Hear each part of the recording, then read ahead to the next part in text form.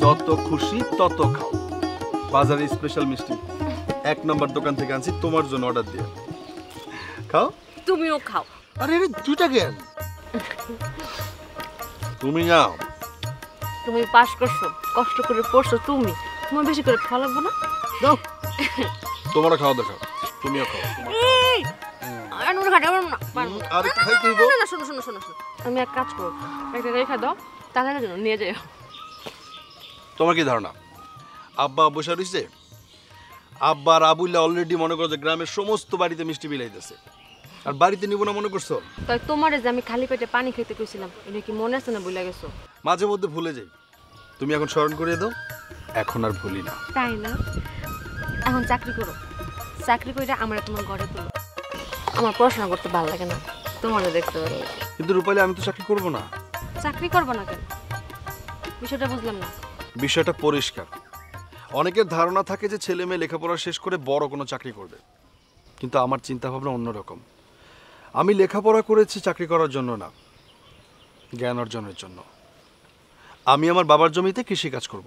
তাহলে তুমি আমারও পাবা না, কয়া দিলাম। ভাইবা না মানে? আমি বুঝলাম না বিষয়টা। বুঝো নাই? এটাও পরিষ্কার। প্রত্যেক বাবা মাই চায় তার মেয়ে জামাই চাকরি করব, টাকা পয়সা থাকবো। তোমার কোনটা আছে?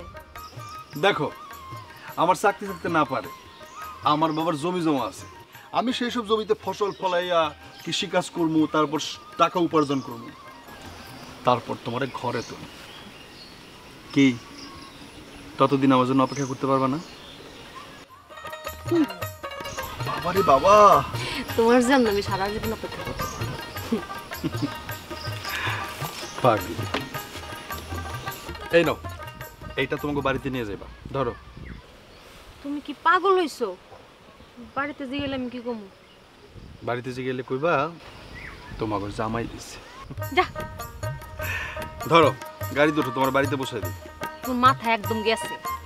মানুষে দেখলে কি কইব? মানুষে কি বলবো? আরে মানুষের কাজই তুচ্ছ বলা। মানুষ তো বলবই, মানুষের কথা পাত্তা দিলে হবে? আসো, বসো।